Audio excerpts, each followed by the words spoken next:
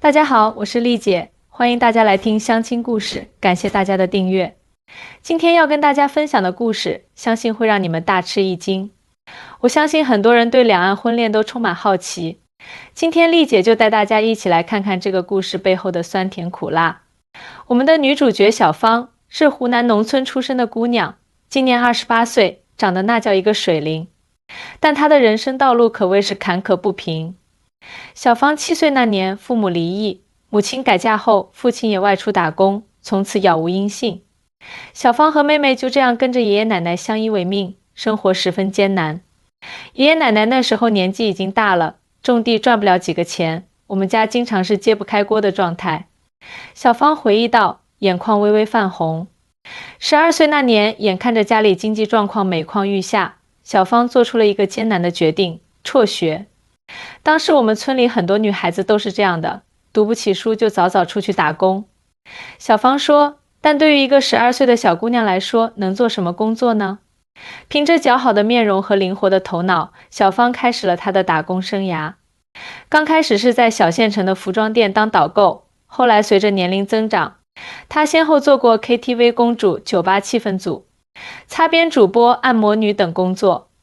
我不否认我的工作有些不被主流社会认可，但那时候的我真的是被逼无奈啊。小芳坦言，我始终坚信，一个人不管你失败还是成功，你年轻的时候没有去做，到老了肯定会后悔。年轻做了，就算到老了失败了，不会后悔。就这样，小芳在社会的夹缝中求生存，一步步积累自己的人脉和经验。她知道自己不能一直这样下去，她想要改变命运，想要过上更好的生活。我不想一辈子都在这种地方工作，我也想找个好老公，过上正常人的生活啊。小芳的眼中透露出坚定，机会总是垂青有准备的人。在一次直播中，小芳认识了我们故事的男主角，来自台湾的阿伟。阿伟今年32岁，是台北一家科技公司的工程师，月薪超过10万新台币，在台湾属于中上收入水平。他长相斯文，为人老实，因为工作忙碌，一直没有谈过恋爱。我那时候闲着没事刷直播，看到小芳觉得他挺有意思的，就经常去看他直播，时间久了就熟了。阿伟回忆道，两人从网络聊天开始，慢慢发展成了跨海恋情。虽然从未谋面，但通过视频聊天，两人建立了深厚的感情。对于小芳来说，阿伟代表着一种全新的生活可能性。而对阿伟来说，小芳的活泼开朗和坚强乐观深深吸引着他，你知道吗？很多大陆人对台湾的印象还停留在上世纪，觉得台湾很穷。阿伟笑着说，其实台湾的社会发展水平很高，科技、医疗、教育都很发达，生活品质也很好。小芳也坦言，我以前真的以为台湾比大陆落后，后来看了阿伟发的照片和视频，才知道台湾的生活环境这么好，街道这么干净，人与人之间的关系也很和谐。经过1年多的网恋，两人决定见面。阿伟本想来大陆，但因为工作原因抽不开身，于是小芳决定申请台湾的旅游签证前去台湾。那是我第一次出国，也是第一次坐飞机，紧张得不得了。小芳回忆道，办理台湾旅游签证对于大陆居民来说并不容易，尤其是像小芳这样没有稳定工作和收入证明的人。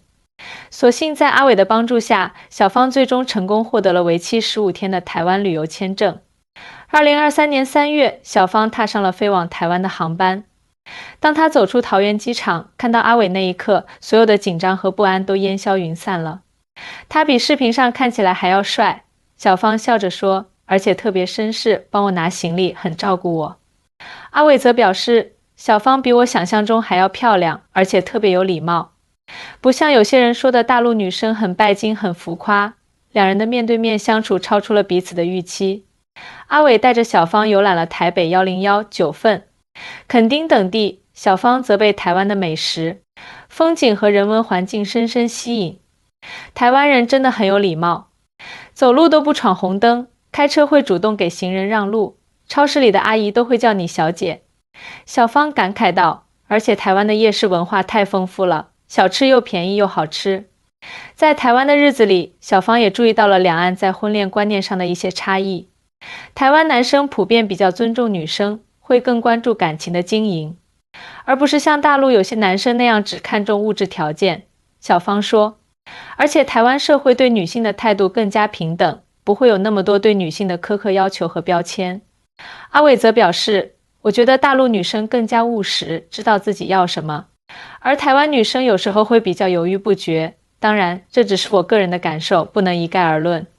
不知不觉中，15天的签证期限即将到期，两人都不舍得分开，但又面临现实问题，小芳必须回大陆，否则就会成为非法滞留者。我当时真的很纠结，一方面不想违法滞留，一方面又舍不得阿伟。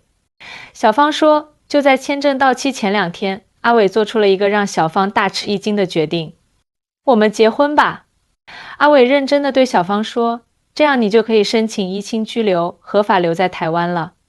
这个突如其来的求婚让小芳惊呆了。虽然两人感情很好，但毕竟认识时间不长，而且结婚是人生大事，需要慎重考虑。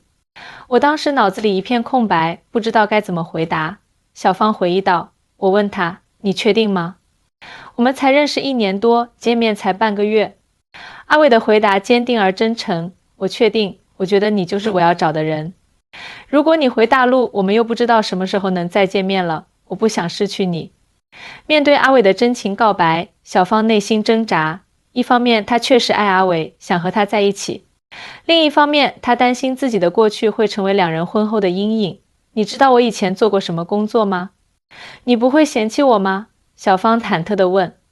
阿伟握住她的手说，我知道你的过去，但那不重要。重要的是你现在是什么样的人，以及我们将来要一起走的路。每个人都有过去，我不会因为这个嫌弃你。阿伟的话让小芳感动不已。在经过1晚上的思考后，小芳决定接受阿伟的求婚。我答应你，我们结婚吧。小芳含着泪说。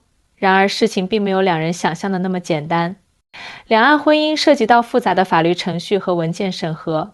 首先，他们需要在台湾办理结婚登记，然后小芳需要回大陆办理台湾配偶的签注，再返回台湾申请依亲居留证。光是收集各种证明文件就花了我们好几天时间。阿伟说，还好我有一个朋友是律师，给了我们很多帮助。就这样，在签证到期前1天，小芳和阿伟顺利在台北市政府完成了结婚登记。按照规定，小芳需要先回大陆办理好相关手续后再返回台湾。当时真的很害怕，怕回大陆后再也回不来了。小芳坦言。阿伟安慰她说，不用担心，我们已经是合法夫妻了，只要按照程序来，你一定能够顺利回来的。就这样，小芳回到了大陆，开始办理赴台手续。期间，两人天天视频，互相鼓励。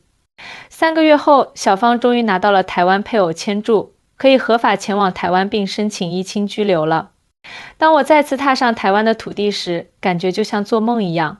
小芳激动地说，这一次我不是以游客的身份来的，而是作为阿伟的妻子，可以合法留在这里了。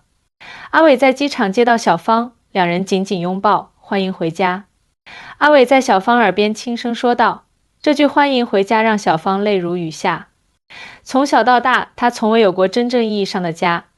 父母的离异让她失去了完整的家庭，而现在，她终于有了自己的家，有了归属感。回到台湾后，小芳开始适应新的生活。作为大陆配偶，她需要面对不少挑战，包括文化差异、语言障碍、社会融入等问题。台湾人说话有时候我听不太懂，特别是一些台语。小芳笑着说，还有一些习惯也不一样，比如台湾人很注重环保，垃圾分类特别细致。阿伟的家人对这段婚姻起初也有些疑虑。阿伟的母亲担心小芳是为了台湾的身份才嫁给阿伟，而且对小芳的过去也有些顾忌。我妈妈一开始对小芳确实有些保留态度，但是相处久了，她发现小芳真的很善良，很勤劳，对我也很好，就慢慢接受了。阿伟说，小芳也付出了很多努力来融入阿伟的家庭。我每天早起给公婆做早餐，周末陪婆婆去逛街，帮公公按摩。我想用行动证明自己不是那种传说中的大陆媳妇，只为钱而来。渐渐的，阿伟的家人看到了小芳的真诚和努力，对她的态度也有了180度的转变。现在我婆婆常跟邻居炫耀说她有个大陆媳妇，又能干又漂亮。小芳骄傲地说，不仅如此，小芳也在积极适应台湾的社会环境。她报名参加了中文繁体字和台语的学习班，还参加了社区志愿者活动，认识了不少台湾朋友。我发现台湾人其实很友善，只要你真诚对待他们，他们也会真诚对待你。小芳说，我现在已经有了一群好朋友，经常一起出去玩。在工作方面，小芳也有了新的规划。初到台湾时，她因为身份问题不能立即工作，但在获得依亲居留证后，她可以申请工作许可了。我不想做那些擦边的工作了，我想学一门正经的技术。小芳说，阿伟支持我去学美容美甲，现在我已经拿到证书了，可以在美容院工作了。阿伟对小芳的转变感到欣慰，我看着她一步步变得更加自信独立，真的很为她骄傲。阿伟说，然而婚姻生活并非一帆风顺，两人也会因为一些小事发生争执，特别是在文化差异方面。比如过年的时候，台湾人和大陆人的习俗就不太一样。小芳说，还有对孩子教育的观念，我觉得应该严格一点，阿伟觉得应该宽松一点。阿伟则表示，我们确实会有一些观念上的差异，但沟通是解决问题的关键。我们会坐下来好好谈，找到一个双方都能接受的方案。说到孩子，小芳和阿伟正在计划要一个孩子，我们已经准备好了，希望明年能有好消息。小芳兴奋地说。当被问到对未来的规划时，小芳表示希望能在台湾扎根，同时也不忘回报家乡。我已经把爷爷奶奶和妹妹接来台湾玩过一次，他们都很喜欢这里。我定期会给家里寄钱，还资助了几个家乡的贫困学生。阿伟也有自己的计划。我们在考虑买一套房子，虽然台北的房价很高，但我们可以先在郊区买一个小一点的，慢慢来。如今，小芳和阿伟的婚姻已经持续了2年多，两人的感情越来越稳固。小芳也从一个对台湾一无所知的大陆姑娘，成长为一个能够融入台湾社会的新住民。其实两岸的差异没有想象中那么大，我们都是华夏子孙，有着相同的文化根源。小芳感慨道，只是因为历史原因走了不同的道路，但人与人之间的情感是相通的。阿伟也有同感，我觉得政治是政治，民间的交流不应该受到影响。像我和小芳这样的婚姻，就是两岸民间最好的交流方式之一。回顾这段跨海婚恋，小芳感慨万千。如果说我的人生是一本书，那么遇见阿伟就是翻开了崭新的一页。我从一个没有希望的灰暗世界，来到了一个充满阳光的新世界。我真的很感谢命运让我遇到了阿伟。阿伟则表示，很多人说我的决定太冲动，但我从不后悔。小芳给了我前所未有的幸福感，她的坚强和乐观也感染了我，让我变得更加积极向上。在台湾定居的第3年，小芳终于实现了自己的创业梦想，开了一家小小的美甲店。这间店就位于台北市的一个普通社区，虽然不大，但是麻雀虽小五脏俱全。我一开始只敢租20平方米的小店面，自己一个人经营，从接待到美甲全包了。小芳笑着说，刚开业那会儿生意惨淡，有时候一天只有1-2个客人，甚至会有好几天没有客人的情况。但小芳没有气馁，她开始在社区发传单，还特意学了一些台湾本地流行的美甲款式。她的店里价格公道，服务热情，手艺也越来越精湛，渐渐的有了回头客。台湾客人跟大陆客人不太一样，小芳分析道，台湾客人更注重服务过程中的舒适感和互动，而不仅仅是看重最终效果。所以我不仅要把美甲做好，还要学会跟客人聊天，了解他们的生活和喜好。半年后，小芳的店里客人越来越多，她不得不请了一个助手。1年后，她的美甲店已经小有名气，甚至有人专门从别的区坐车过来做美甲。我现在的客人中有不少是公司白领、家庭主妇，甚至有几位是电视台的工作人员。小芳骄傲地说，他们都说喜欢我店里的氛围，还有我这个大陆妹的热情。阿伟对小芳的成就感到非常自豪。我太太真的很厉害，从一开始的语言不通，人生地不熟，到现在能够独立创业，还做得有声有色，我真的很佩服她的勇气和毅力。小芳的成功不仅仅体现在事业上，还表现在她与台湾社会的融合程度。如今的她已经能够流利地说台湾腔的普通话，还学会了不少台语，与邻居客人交流完全没有障碍。他还加入了社区的志愿者团队，定期参加各种公益活动。我觉得融入当地社会很重要，小芳说，不能总是抱着我是外地人的心态，要把自己当成这里的一份子，主动去了解和适应这里的文化和生活方式。在家庭方面，小芳和阿伟也迎来了喜讯，他们的儿子小宝出生了。小宝的到来给这个家庭带来了更多的欢乐和责任。当我第一次抱起小宝的时候，我觉得我这辈子所有的苦难和坎坷都是值得的。小芳眼含泪水地说，因为他们最终把我带到了这个幸福的终点。我会尽全力给小宝创造一个充满爱的环境，让他健康快乐地成长。阿伟的父母对小孙子疼爱有加，几乎每天都会来看小宝。尤其是阿伟的母亲，从最初对小芳的怀疑和保留，到现在把小芳当成亲女儿一样疼爱，这种转变让小芳感动不已。我婆婆现在总是夸我，说我比很多台湾媳妇都懂事，会照顾人。小芳笑着说，她还经常给我带她自己做的卤肉饭和珍珠奶茶，知道我爱吃这些。随着在台湾生活时间的延长，小芳对两岸婚恋的看法也更加深入。其实两岸婚姻最大的挑战不是来自文化差异，而是来自于社会偏见。小芳坦言，很多人一听说大陆新娘就会有各种刻板印象，认为我们都是为了钱才嫁过来的，这种偏见会给我们带来很大的心理压力。但小芳选择用实际行动来改变这些偏见，她不仅自己努力工作，融入社会，还联合其他几位大陆配偶成立了一个互助小组，定期聚会交流经验，互相支持。我们这个小组现在有20多个成员，都是嫁到台湾的大陆女性。小芳介绍到，我们会分享各种实用信息，比如如何办理居留证续签，如何适应台湾的教育体系，如何处理家庭关系等等。我们还会组织一些联谊活动，邀请台湾朋友参加，促进两岸民众的相互了解。这个互助小组得到了当地社区的认可和支持，甚至吸引了一些媒体的关注。一家台湾本地电视台还专门做了一期节目，介绍这些大陆新娘在台湾的生活和贡献。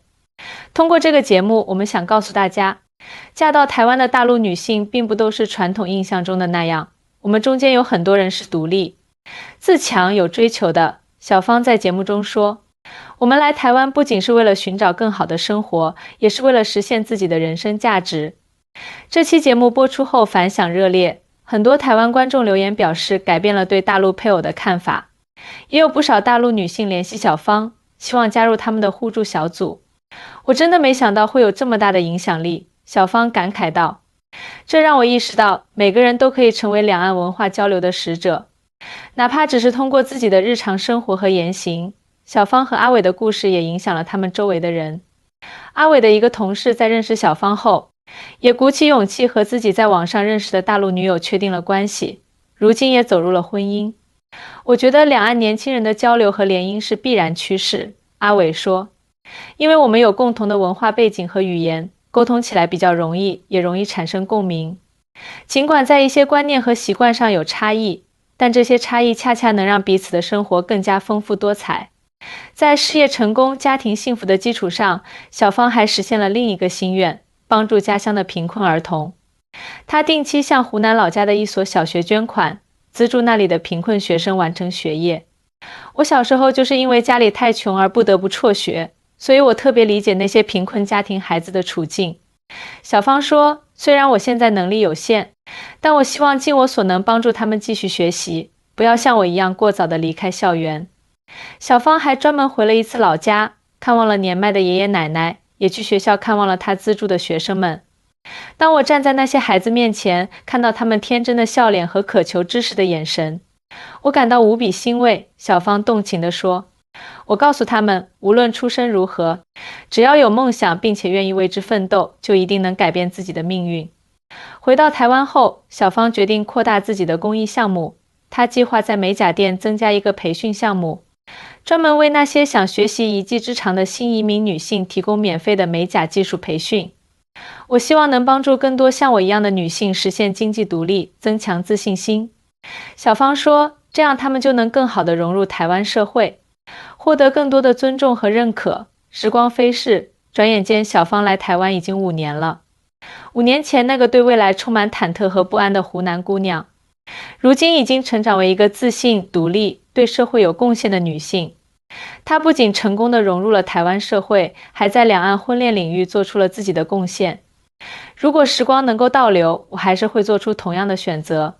小芳坚定地说，因为正是这个决定，让我遇到了生命中最重要的人，也让我找到了真正的自我。阿伟则表示，娶小芳是我这辈子做过的最正确的决定。她不仅给我带来了幸福和快乐，还让我成长了很多，学会了更加包容和理解不同的文化和价值观。如今，小芳已经拿到了台湾的长期居留证，再过几年就可以申请台湾身份证了。但对她来说，身份证只是一张卡片，真正重要的是，她已经在心灵上认同了这片土地，也被这片土地上的人们所接纳。我现在有2个家，一个在湖南，一个在台湾。小芳笑着说，我为自己的双重身份感到骄傲，因为这让我能够成为连接两岸的桥梁，促进两岸人民的相互了解和友谊。作为一位资深红娘，看到小芳和阿伟的故事，我由衷地感到欣慰和感动。他们的故事告诉我们，爱情可以跨越地域、文化和身份的障碍，只要2个人真心相爱，愿意为对方付出，就能创造出美好的未来。对于那些正在考虑两岸婚恋的朋友们，我想说的是，不要被外界的偏见和刻板印象所影响，跟随自己的心，勇敢地去追求真爱，同时也要做好充分的准备，了解两岸的文化差异和法律规定，这样才能更顺利地走好跨海婚恋的每一步。爱情没有国界，幸福没有模板，无论你来自哪里，无论你的过去如何，只要你有一颗真诚的心，就一定能找到属于自己的幸福。好啦，今天的故事就分享到这里，感谢大家的收听。如果你喜欢这个故事，请记得点赞、订阅，也欢迎在评论区分享你的看法和经历。丽姐，下期再见。